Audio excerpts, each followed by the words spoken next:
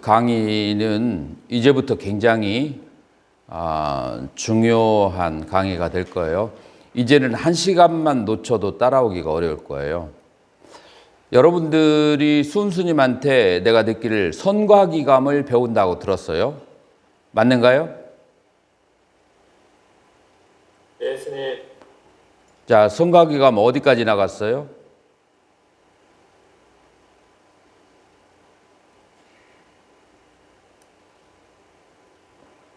우리 동진 스님이 계속 대답해 주세요. 손가기감 대략 어디까지 나갔어요? 반 정도 한 것 같습니다, 스님. 네? 절반 정도 한 것 같습니다. 어유 많이 나갔네. 자, 그러면 동진 스님 한번 요 앞부분만 해석 한번 해봐요. 여러분들 한문으로 공부하나요? 아니면 한글로 하나요? 네, 교수님께서 한문을 풀이해 주셨습니다. 자, 중생이 무생 중에 망견 성사열반이 여견 공화기멸이라. 자, 요거를 한번 해석해 보세요.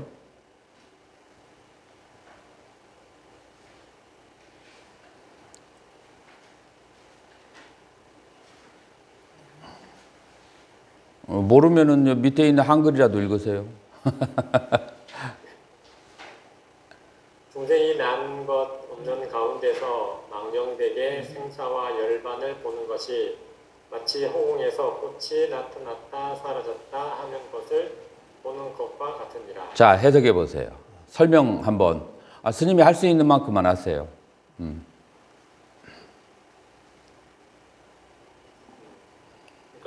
그 생사가 이렇게 있는 게 아니고 사람들이 이제 있다고 생각하기 때문에 허공에 꽃이 있었다 없어졌다라고 말씀하신 것 같습니다. 심정적으로 인정하나요? 심정적으로 그러겠다라고 그런 생각이 드는가요?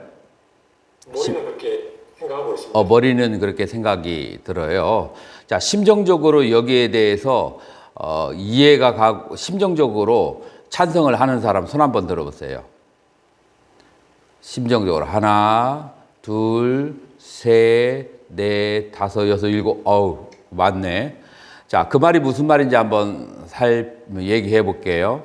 지금 여기에 여러분들이 이렇게 나타나 있고, 그 다음에 내가 여기에 이렇게 여러분들에게 보이고 있는데, 그리고 여러분이 바라보는 이 세계, 이 모든 것이 한 번도 있어 본 적이 없는데, 여러분들의 눈에 눈병이 생겨가지고 이 모든 대상이 존재하는 것처럼 보인다라는 그런 얘기예요. 그러니까 아예 처음부터 이게 눈병이 생겨가지고 잘못 본 것이니까 그것은 뭐 생했다고 말할 수가 없고, 그리고 눈병이 생겨서 잘못 본 것이 제자리로 돌아간 것을 그거를 멸했다, 사라졌다라고 말할 수가 없다라는 얘기예요. 이 말이 여러분들에게 가슴에 와 닿는가요? 가슴에 와 닿는 사람 손 한번 다시 한번 들어보세요. 왜 아무도 안 들어? 아까는 심정적으로 그렇다고 하는데 내가 해석을 하니까 갑자기 그 말에는, 그 해석한 말에는 동의를 못 하겠어요? 여러분들, 이 말이 쉬운 말이 아니에요. 요 말이. 그리고 지금 이 내용이 어디에서 나온 내용이냐면은 이 중론에서 나온 내용이에요. 중론에서 논리적 기반을 다 다져주고 있는 거예요. 그래서 선종이라고 하는 것은 여러분들이 만약에 이 중론의 논리 체계를 이해하지 못한다면 여러분들은 이제 이중 인격이 분열을 하기 시작해요. 내가 여기에 속해 있으니까 나는 이 말을 믿는 것처럼 해야 되는데 여러분들의 감정이나 가슴에서는 전혀 납득이 안 가는 것. 이제 이중적인 상태가 되거든요. 그러니까 여러분들이 아주 논리적으로 표현한 왜 그런 것인지 중론적으로 정리를 하면 여러분들이 논리적으로라도 이해를 할 수가 있어요. 왜 이것이 맞는지. 그리고 이제 척이경전에서 열반에 대한 부분을 들으면 사람에 따라서 다르긴 하겠지만 여러분들이 심정적으로 납득할 수 있어요. 그래서 이 열반이라고 하는 것은 여러분들이 현재 지금 경험하는 세계가 아니기 때문에 깨달은 생태라고 하는 것은 그것은 다양한 각도로 이해하려고 노력을 해봐야 돼요. 그래서 우리는 세 가지 각도에서 이 열반에 대해서 접근을 할 거예요. 하나는 초기 불교의 관점에서, 두 번째로 설일제의 관점에서, 그리고 세 번째 중론의 관점에서, 그리고 이 선종에서 말하는 그 수수께끼 같은 그 내용이 무엇인지에 대해서 이제 한번 살펴보게 될 거예요. 자, 동진 스님 그 밑에 한글로 된 거 한번 읽어보세요. 성품에는 본래 남이 없으므로 생사와 열반이 없고 후공에도 본래 꽃이 없으므로 나타났다 사라졌다 하는 것이 없는 것이다. 생사가 있는 줄로 아는 것은 후공의 꽃이 나타나는 것을 보는 것과 같고 열반이 있는 줄로 아는 것은 허공의 꽃이 사라지는 것을 보는 것 같다. 그러나 나타나도 나타남이 없고 사라져도 사라짐이 없는 것이므로 이 두 가지 견해에 대해서는 더 따질 것이 없다. 그러므로 사입경에 이르기를 부처님이 세상에 나오신 것이 중생을 제도하기 위해서가 아니라 오로지 생사와 열반의 두 가지 견해를 건지기 위해서다라고 하시니라. 자, 아까는 첫 번째 줄에는 남이 없고 그 다음에 생사와 열반이 없다고 했는데 여기에서는 조금 다른 것은 주어가 나왔어요. 무어가 남도 그 다음에 생사와 열반이 없느냐면은 바로 성품이 그렇다라고 하는 거예요. 자, 여기 한문으로는 뭐라고 돼 있냐면은 성에는 본래 남이 없다라고 그렇게 얘기하는 거예요. 그렇기 때문에 그 성에는 본래 남이 없기 때문에 자, 여기에서 중요한 것은 본래라는 말이에요. 자, 여러분들이 이 말을 잘 이해 못하면 굉장히 어려울 수 있는데 이 말을 단어를 명확히 이해하면 어렵잖아요. 나는 본래 부자였다. 지금은 어떻다는 얘기예요? 계속 얘기해 주세요. 동진 스님 마이크 켜고 있는 동안은 계속 얘기해 주세요. 그 다음에 내가 이제 얘기하면 마이크를 다른 사람으로 넘기도록 하고. 본래 내가 부자였다는 말은 무슨 말이에요? 지금 현재는 어떻다는 얘기가 되겠어요? 동진 스님. 아닐 수 있다는 겁니다.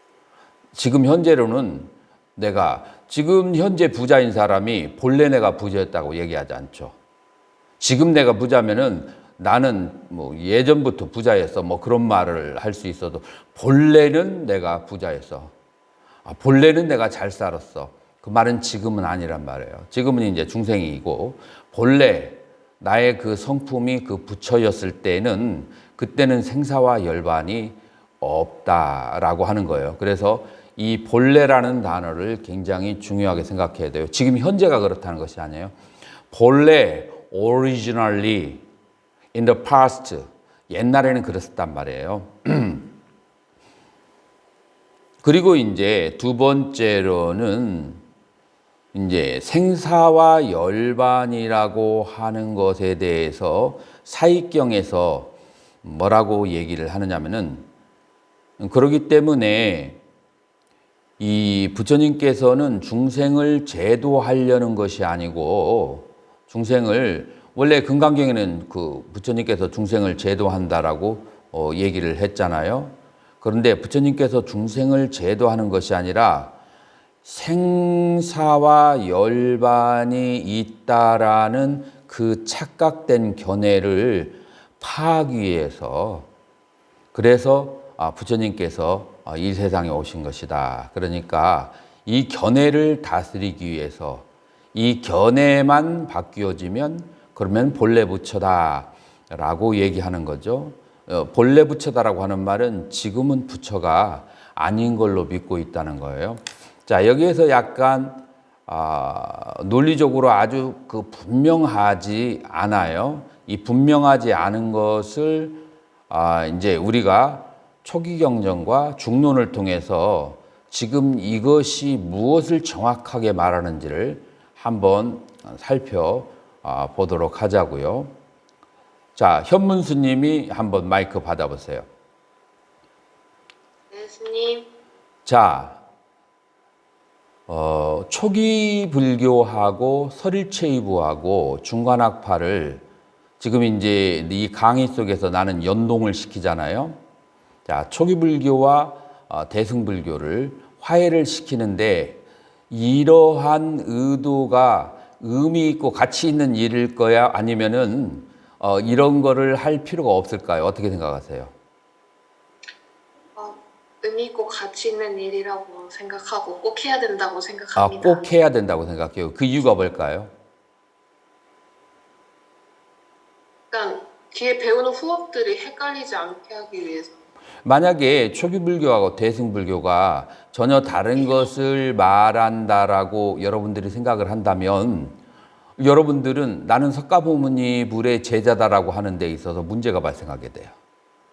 네. 그렇기 때문에 이 초기 불교와 대승불교가 하나를 얘기한다라는 것을 여러분들이 그렇게 이해할 수 있으면 그러면은 여러 가지 불일치가 사라지게 되고 그 다음에 이제 심리적인 화해와 소통이 되는 거죠. 요즘에는 천주교하고 기독교가 15세기 이후에 마르틴 루터가 개신교를 만든 다음부터 천주교와 기독교는 서로가 완전히 다른 종파로서 서로 중앙에서 거래를 하지 않았어요. 그러나 몇십 년 전에는 어떠한 일이 발생했냐면은 이 천주교에서 기독교의 교리를 어느 정도 인정하고 기독교도 천주교의 교를 인정하면서 서로 화해를 그렇게 하는 제스처가 있어요.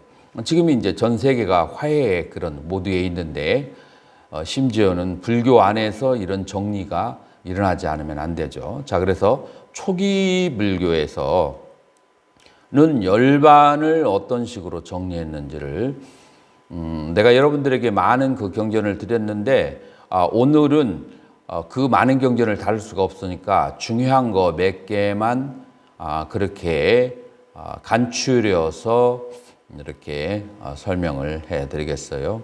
자, 여기에 보면 제일 톱에 뭐라고 하냐면 신수장경, 한글장경, 남전장경 이렇게 나와 있는데 남전장경이라고 하는 것은 PTS의 빨리 경전이에요. 그래서 항상 한글경하고 PTS 빨리경하고 같이 있는 것은 아니에요. 그래서 가끔 가다 보면 남전장경에 빈칸으로 남아 있기도 해요.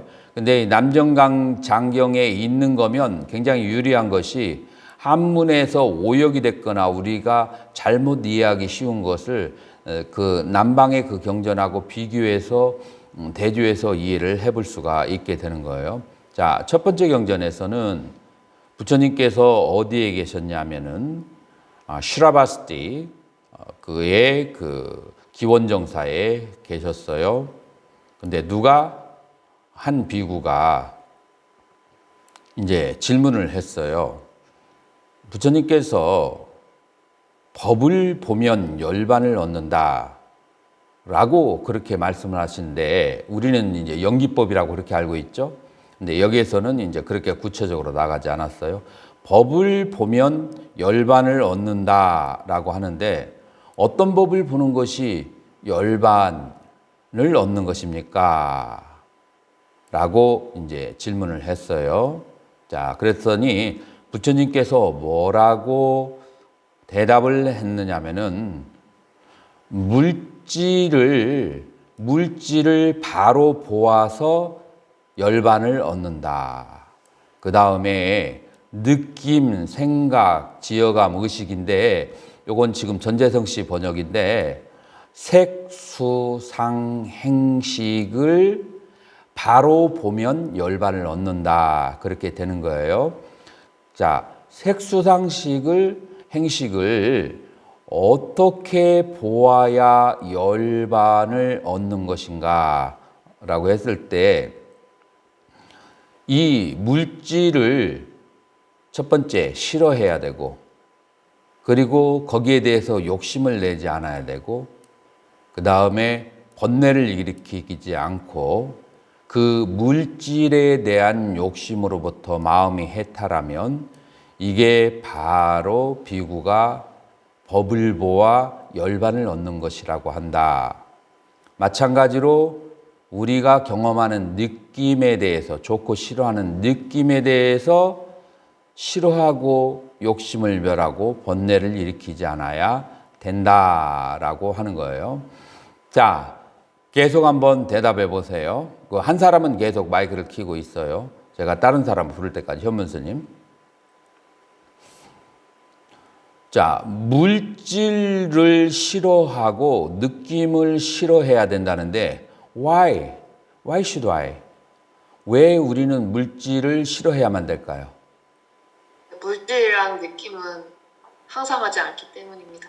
영원하지 않기 때문에. 그거 말고 커먼 센스칼, 일반적으로 일반 상식에 의해서 물질에 대해서 집착하지 않아야 될 이유가 있어요. 그게 무엇일까요?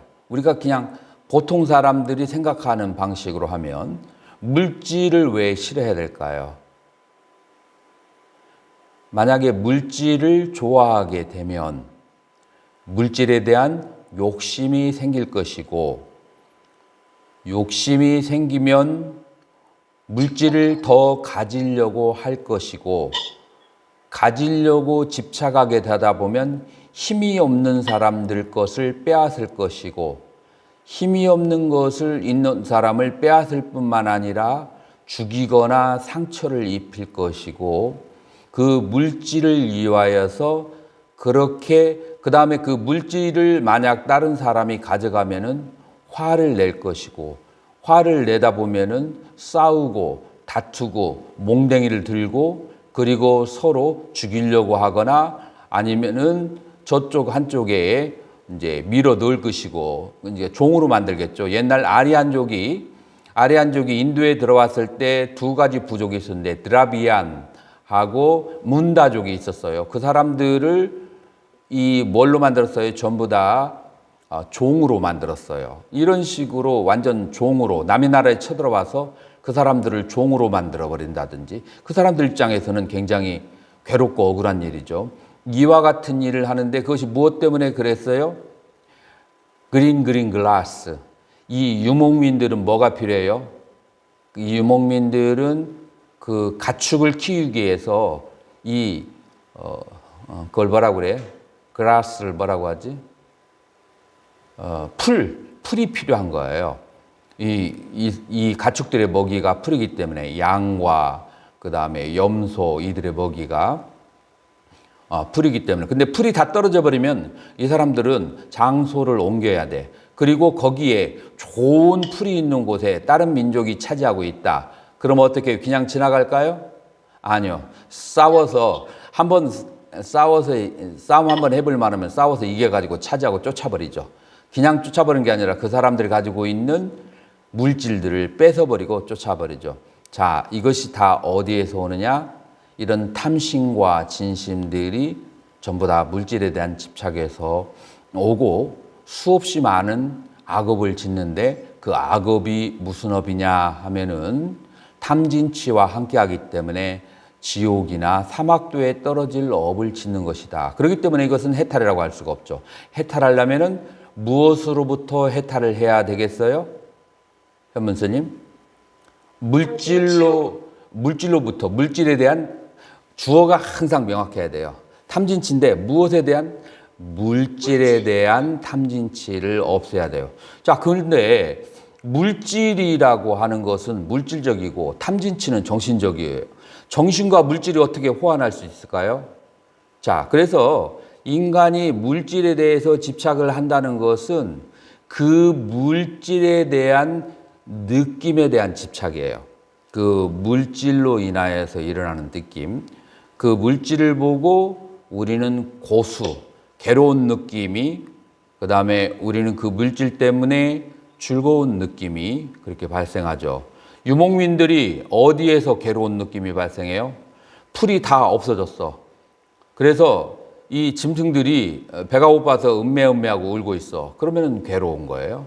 근데 풀이 막 그냥 아주 많이 있고 짐승들이 막 그냥 살이 쪄 있으면 그러면 거기에서 즐거운 느낌이 생기는 거예요. 자, 그래서 느낌은 어디에서 보는가? 세계의지에서 느낌이 오는데 그 느낌은 크게 세 가지, 고수와 락수와 불고불락수 세 가지가 있는데 특히 고수와 락수, 이제 그것 때문에 그 좋아하는 느낌은 계속 지속하기를 원하고 싫어하는 느낌으로부터 도망가기를 원하고, 자, 이렇게 해서 우리는 물질에 대한 물질에 의해서 느낌이 발생하는 거예요. 자, 그런 느낌이 좋거나 싫은 느낌이 있으면 기억을 해야 될까요? 안 해야 될까요? 기억을 해야 돼요. 예를 들어서 여러분들이 뜨거운 나무를 만졌을 때, 뜨거운 연탄불을 만졌을 때 그게 아주 뜨거워가지고 고통스러웠어. 근데 여러분들이 만약에 이것을 기억하지 못한다면 그러면 다음에 또 어떤 일을 벌려요? 뜨거운 연탄을 손으로 만지게 되는 거야. 애들이 그렇게 하죠. 아주 어린 아이들이. 여러 번 하고 난 다음에 마음속에 기억을 하죠. 뭐를 기억하느냐? 연탄처럼 생긴 것이 빨갛게 그렇게 불이 있으면 그러면 그것은 뜨거운 것이고 그것은 만지면 괴롭다라는 기억이 있죠. 이런 작용, 기억 작용들을 뭐라고 그래요? 오 가운데서 현문 스님? 상이라고 그래요. 그래서 상은 산야라고 하는데 영어로는 perception이라고 하는데 어떤 지각한 것을 자기의 기억에 의해서 인식하는 것을 그걸 인식이라고, 퍼셉션이라고 그렇게 얘기해요. 그래서 우리가 기억하는 것들은 모든 기억인데 그 기억의 대표적인 것이 뭐냐면은 나에게 이로운지 해로운 것인지, 그 다음에 이것이 옳은지 그른 것인지, 이해와 그 다음에 이것이 옳다, 옳지 않다, 시비, 이 두 가지가 기억작용하고 가장 중요한 거예요. 자, 그래서 이해와 시비의 기억작용, 그걸 뭐라고 하는가? 상이 생겨요. 그래서 이 이해와 시비도 양극단으로 나가요. 나에게 이로운 것은 잡으려고 하고, 해로운 것은 밀쳐내려고 하고, 옳은 것은 내가 추구하려고 하고, 옳지 않은 것은 내 목이 떨어져도 나는 그렇게 할 수 없다 하고, 그러면서 양극단으로 나누어지는 거죠. 그래서 이해와 시비가 있으면 사람은 이제 개념을 가지게 되고, 이제 여러분들은 결국은 내년에 이제 선거가 있을 때 나는 이 정당을 찍겠다. 그 다음에 여러분들 도반 중에서 다른 정당을 투표를 하려고 하는 사람은 너는 머리가 장식으로 달렸냐, 그런 쪽을 왜 찍으려고 하느냐라고 하면서 아주 목숨을 걸고 싸움까지도 하는 것이 옳다 그르다라고 하는 시비에 대한 집착이 있기 때문에, 그래서 시비에 대한 집착이 있으면 해탈이 있을까요, 없을까요? 안 됩니다. 해탈이 없어요. 그래서 시비에 대한 집착, 이해에 대한 그 집착을 버려야 돼요. 그런데 여러분들이 좋은 느낌이 있고 여러분들이 이것이 옳다라는 느낌이 있으면 여러분들은 뭐를 하려고 하죠? 실천을 하려고 그래요. 그 실천이 뭐냐면은 욕구, 욕망을 일으킴으로써 실천을 하는 거예요. 그걸 뭐라고 하냐면은 쌍카라, 행위라고 그래요. 그래서 행위라고 하는 것을 여기 지어감이라고 번역했는데 쉽게 얘기하면은 욕구와 욕망이라고 그렇게 할 수 있어요. 그래서 무슨 욕구가 있느냐? 내가 옳은 것을 표시하려고는 욕구, 옳지 않다고 생각하는 것으로부터 밀쳐내려고 하는 그런 욕구가 있고, 나에게 이로운 것은 잡아당기고 나에게 해로운 것은 밀쳐내려고 하는 그런 욕구가 있고, 좋은 느낌은 갖고 싶고 싫은 느낌은 갖고 싶지 않은 좋아하는 마음과 미워하는 마음, 이 두 가지가 무엇에 해당한다고요? 행에 해당하는 거예요. 그래서 좋아하고 싫어하는 마음이 있는데 해탈이 있을까요? 없습니다. 해탈이 존재할 수가 없죠. 자, 그렇기 때문에 우리는 이 행으로부터 집착을 하지 않고 싫어해야 되는 거예요. 자, 그리고 식이라고 하는 것은 이거는 조금 이제 어려운 건데 다음 경에서 다다음 경에서 나오니까 식은 조금 남겨놓을게요. 자, 그렇게 해서 이 경전에서는 뭐라고 하냐면은 색을 보고 색을 싫어하는 것이 법을 바르게 보는 거고, 느낌을 보고 느낌을 싫어하는 것을, 그 다음에 생각을 보고 생각을 싫어하고, 그 다음에 욕구를 보고 욕구를 싫어하는 것, 이것이 법을 바르게 보는 것이라고 하고, 그 욕심을 멸하고 그리고 그 욕심으로부터 마음이 해탈하면 그것을 열반이라고 한다. 이것을 열반이라고 한다. 이것이 초기경전에서 말하는 오온에 대한 허물을 보아서 오온에 대한 집착으로부터 벗어나는 것을 열반이라고 하는데, 자, 동진 스님 마이크 켜보세요. 여기에 동의하시나요? 심정적으로? 아니면은 이런 생각이 있을 수도 있어요. 겨우 이것 가지고 열반이라고 할까? 열반은 조금 더 어마어마한 걸로 알고 있는데 라는 생각이 있는가요? 스님 말씀하신 게 맞는 것 같습니다. 내가 두 가지 얘기했는데 어느 게 맞는 것 같아요? 앞에 얘기한 것이 적어도 그 정도면 열반이라고 할 수 있겠다라고 하는 거죠. 그래서 초기 경전에서는 이런 이제 오온을 다스리는 실천을 통해서 열반을 얘기하고 있다라고 그렇게 말할 수가 있어요. 자, 식은 조금 있다가 이제 다루도록 하고 두 번째 경전으로 넘어가자고요. 여기는 한글 자배 126인데 남전장경은 나와 있지 않아요. 그래도 한번 이제 보도록 하죠. 자, 이 두 번째 경은 이제 왕사성의 칼란다 대나무 동산에 이제 계셨어요. 자, 그때 누가 거기에 계셨냐? 사리불이 거기에 계셨어요. 근데 누가 질문을 하느냐? 시로나라는 장자의 아들이 사리불 존자에게 이런 이제 앉아 있으니까 그냥 먼저 사리불 존자가 말씀을 하신 거예요. 이분은 바라문이네요. 바라문이라는 종족을 가지고 있으면서 물질을 바르게 알지 못하고 물질의 원인을, 그 다음에 물질의 근심을, 물질을 떠나는 방법을, 그런 것들을 바르게 알지 못한다면 또한 수상행식의 원인과 수상행식의 근심을, 수상행식으로부터 떠나가는 방법을 바르게 알지 못하면, 그러면 이 색수상행식 오온으로부터 벗어날 수가 없다.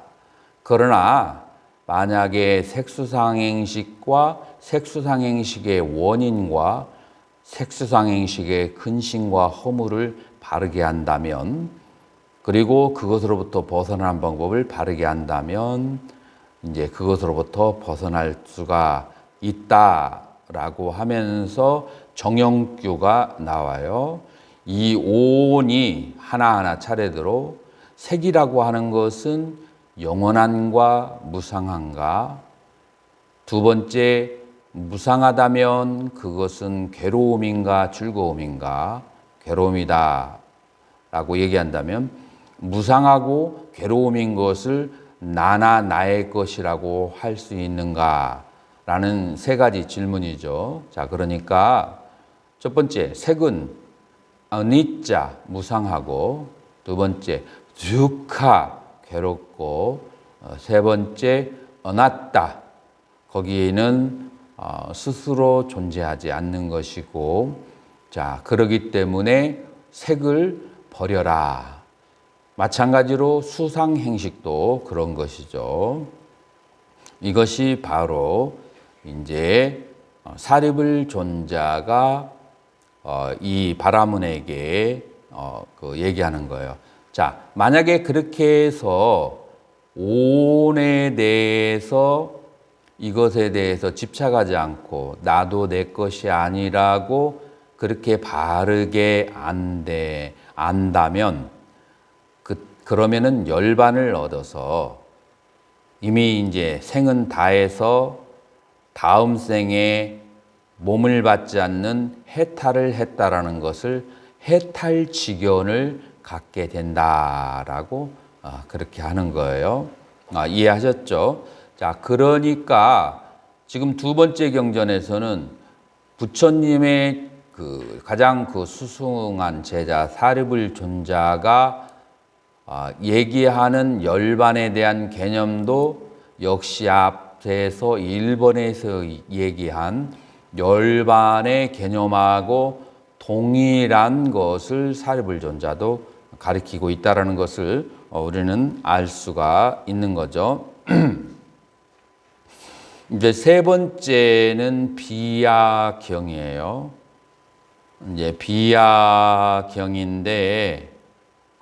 요거는 이제 여러분들이 읽어보시고 거의 비슷한 경전이니까 그 다음에 네 번째 16비구경도 비슷한 내용이고 시간이 되면 돌아오도록 하고요. 16비구경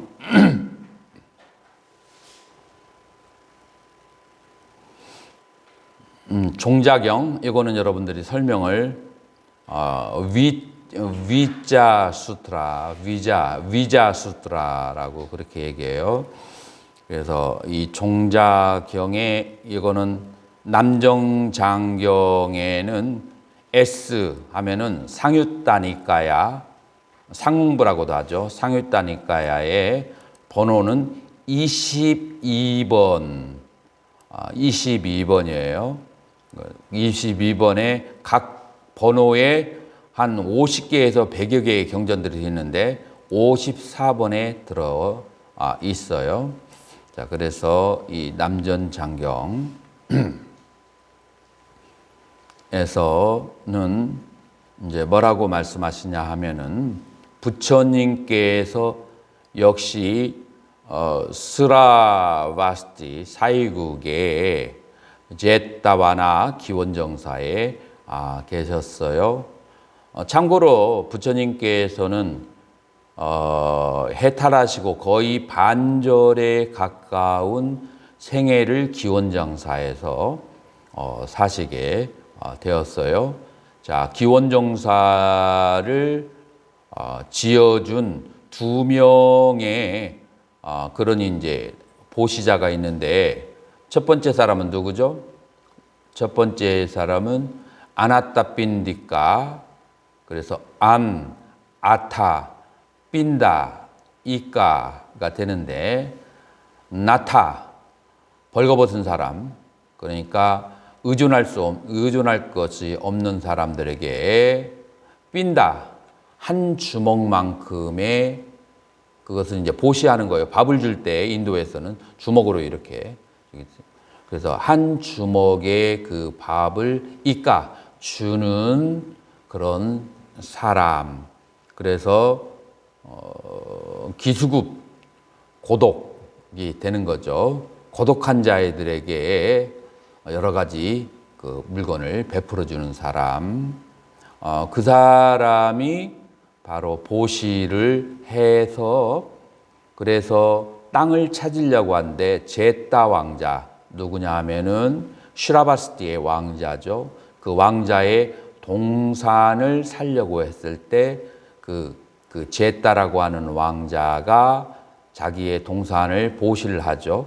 자, 그래서 제따의 동산에 아나타빈디카의 건축물이 들어섰는데 그 이름을 제따 왕자의 이름을 따서 제따와나 기원정사라고 그렇게 이제 이름을 지은 거예요.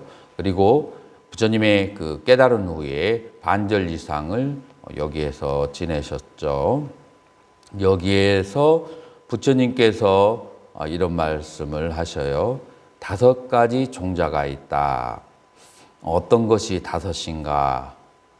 뿌리, 줄기, 마디, 저절로 떨어지는 것, 열매 종자에 5가지가 있다라고 했어요.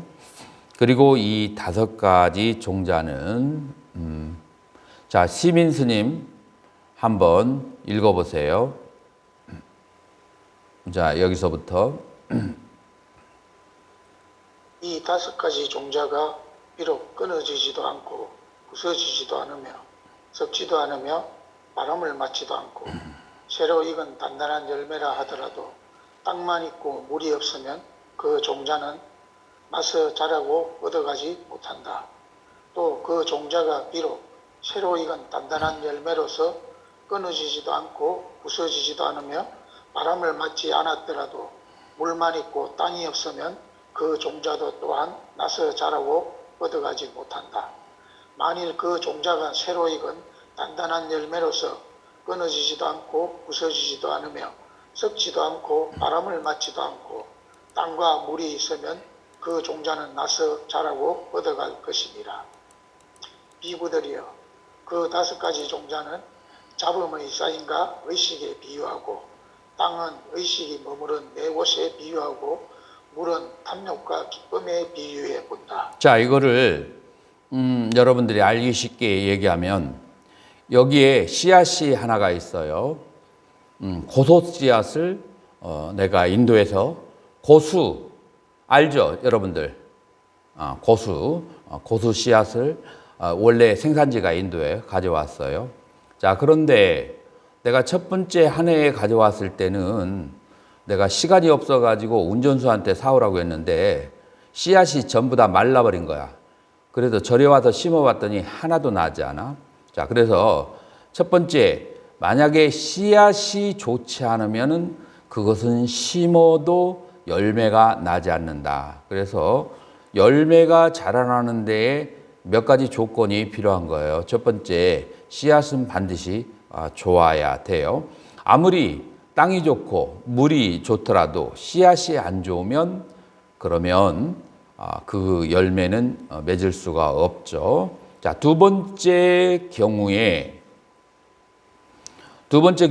이번에는 종자가 아주 건실한 거예요. 종자가 아주 좋은 건데 물이 있는데 물도 있어요. 근데 우주선을 타고 있어서 땅이 없어.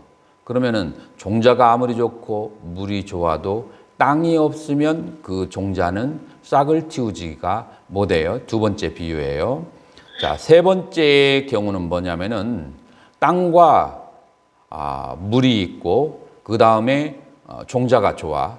자, 그러면 이 3가지가 조건을 만나면 그러면 그 종자가 나서 자라고 잘 뻗어나가게 되죠. 자, 시민 스님, 이게 무슨 비유일까요? 화합의 조건이 맞아야 그 물건이 만들어지는 것처럼 인연이라는 조건이 합쳐져야 된다고 생각합니다. 자, 윤회를 하는 것을 이 3가지의 조건으로 비유하는 거예요. 윤회를 하려면 여러분들의 식이 있어야 되고 식이라는 종자가 있어야 돼요. 의식이라고 하는 종자가 있어야 되고 그 다음에 두 번째, 세 번째 여러분들이 존재에 대한 애착이 있어야 돼요. 애착이 뭐예요? 그게 바로 물이에요. 애착이라고 하는 물이 있어야 되고 그 다음에 땅이 있어야 된다. 이 땅이라고 하는 것은 여러분들의 업이라는 것이 있어야 되죠. 자, 그래서 식이 있고 애착이 있고 업이 있을 때 여러분들은 마음껏 그 끝없이 그 마치 씨앗이 떨어져서 그 다음에 꽃을 피우고 다음에 또 꽃을 피우고 하는 것이 계속해서 이어지듯이 여러분들을 윤회는 끝이 없는 것을 마음껏 만끽하게 될 거예요. 끝없는 윤회를. 이 세 가지 조건을 다 가지고 있으면. 자, 여기에 대해서 이제 조금 더 구체적으로 설명하게 되면, 먼저 아까 5가지 종자를 얘기했는데, 이 종자, 5가지의 그 종자는 무엇이냐 하면은 여러분들 저번에 설명했는데 오온이라고 하는 것은 세 그룹으로 나눌 수가 있어요. 어떻게 세 그룹으로 나눌 수 있느냐면 색과 그 다음에 수상행과 그 다음에 식이라고 하는 것으로 나눌 수가 있어요. 자, 그래서 여기에서 이 5가지 종자는 오온에 비유를 한 거예요. 그래서 이 5가지 종자는 오온에다 비유를 하고, 그리고 그 중에서 식은 여러분들의 마음이 되는 것이고, 그 다음에 땅이라고 하는 것은 의식이 머무르는 4가지가 되는 거예요. 자, 의식이 머무는 4가지가 어디에 의식이 머무를까요? 동진 스님, 의식이 4가지에 머무른다고 하는데 어디에다가 머무를까요? 의식이 머무는 4가지. 자, 시민 스님, 의식이 4곳에 머문다고 하는데 어디 4곳에 머무를까요?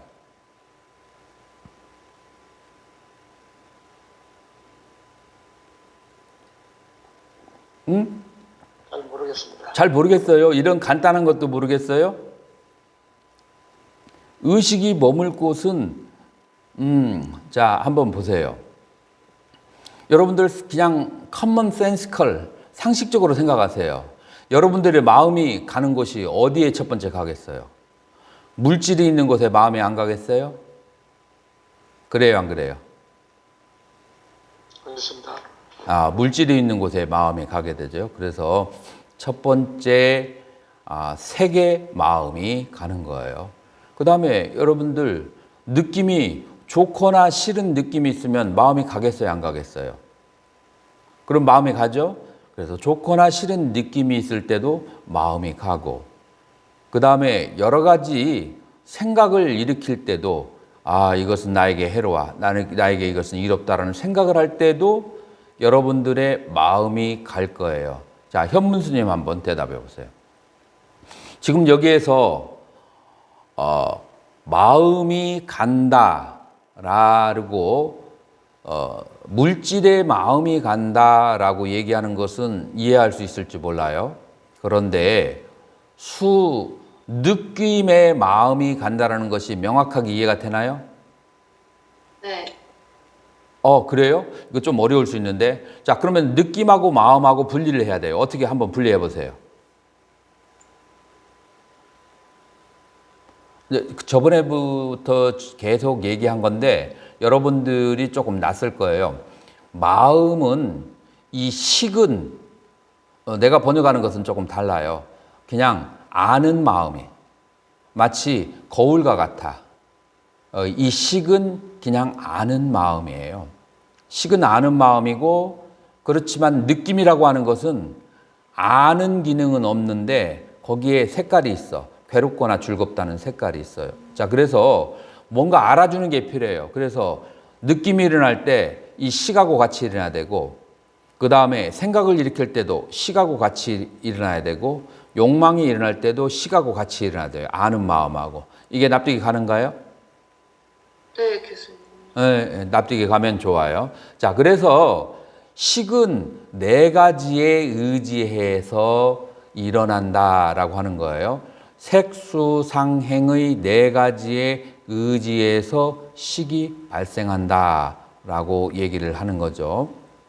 자, 그래서 이 식이 의지하는 것은 색수상행식이고, 지금 여기에서 비유를 뭐라고 했느냐면은 땅에 비유를 했는데, 이 땅의 네 가지를 바로 무엇이라고 하느냐 하면은 땅의 네 가지가 바로 이 색수상행을 얘기하는 거예요. 그래서 의식이 머무른다. 씨앗이 머무르는 것도 그래서 의식은 씨앗이고 씨앗이 머무는 곳은 땅에 머물잖아요. 그 땅이 색수상행이다라고 하는 거예요. 자, 이렇게 이제 하고 그 다음에 여기에다가 가래와 탐욕을 그것을 물로 해서 자, 그래서 세 가지가 조건이 갖춰진 거예요. 네 가지의 땅과 의식이라고 하는 씨앗과 가래라고 하는 물, 이 조건이 맞아져서 윤회를 하게 되었다 라고 얘기하는 거예요. 여기까지 이해가 되시는가요? 여기까지는 이해가 되죠. 그래서 여기서 이제 중요한 것은 다 잊어버리고 의식이라고 하는 것은 항상 색수상행 네 곳 중에 하나에 머무르고 집착하면서 오고 가고 그리고 머무르기도 하고 나가기도 하고 이제 한다는 것이죠. 이것이 바로 의식인데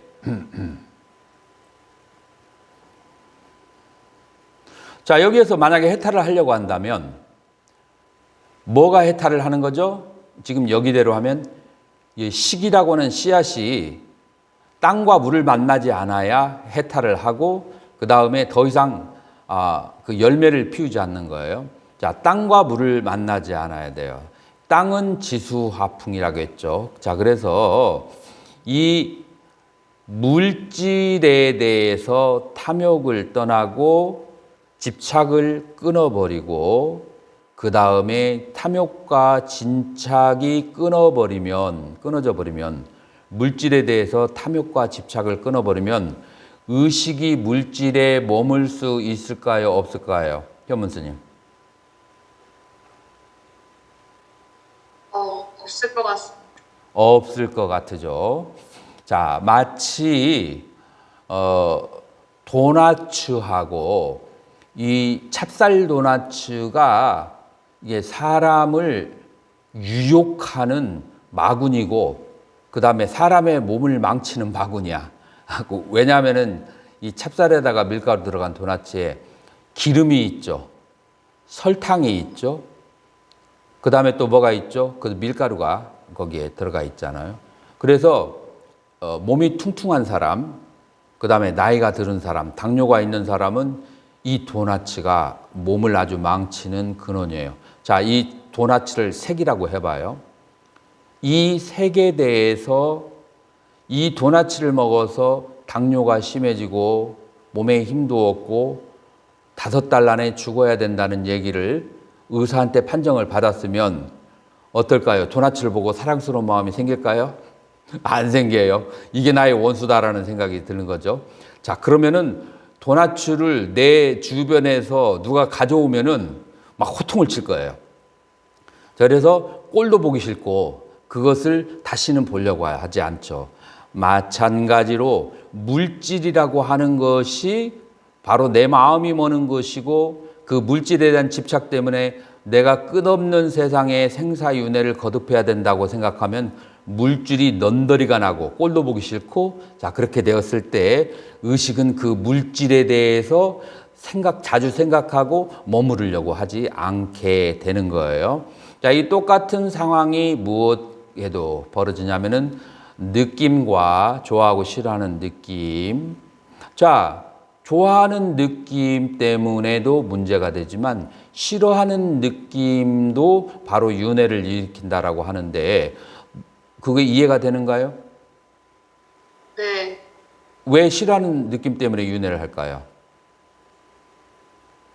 그것도 또 하나의 집착이기 때문에 붙잡고 있기 때문에 윤회한다고 생각해요. 그렇죠. 싫어하는 느낌 때문에 싫어하는 사람들에게 모질게 하는 업을 짓고 그 업을 지은 것을 다음 생에 와서 받아야 되니까 그렇기 때문에 싫어하는 느낌도 바로 윤회의 원인이 되는 거예요. 자, 그래서 느낌도 그리고, 자, 생각이 왜 윤회의 원인이 될까요? 이 생각은 그냥 생각만 하는 게 아니라 생각을 하게 되면은 집착하게 돼. 견취가 생겨요. 이것은 옳다, 저것은 그러다라고 하는 견취가 생겨요. 이것은 많이 배운 사람일수록 많을까요? 적게 배운 사람일수록 많을까요? 많이 배울수록 견취가 더 강해요. 견취가 굳고 강하고 나이가 들면 들수록 견취가 더 강해져요. 이렇게 집착을 하게 되면은 나와 견해가 맞지 않은 사람을 공격을 하게 되고, 그래서 공격하는 업을 짓고 다음 생에 그 공격한 것을 받아야 돼요. 그 과보를 받아야 돼요. 그 다음에 내가 좋아하는 견해를 굳게 집착하기 때문에 그 잡은 동아줄을 타고 다음 생으로 건너가야 돼. 그래서 내가 좋아하는 경우에는 그 견해를 가지고 다음 생으로 이제 넘어가고, 싫어하는 견해는 그것 때문에 업을 진 것을 다음 생에 가서 받아야 되고, 그래서 좋아하고 싫어하는 견해 때문에 우리는 윤회를 해야 되는 거예요. 그렇기 때문에 이 상에 대한 집착이 있어도 윤회를 하게 되는 거예요.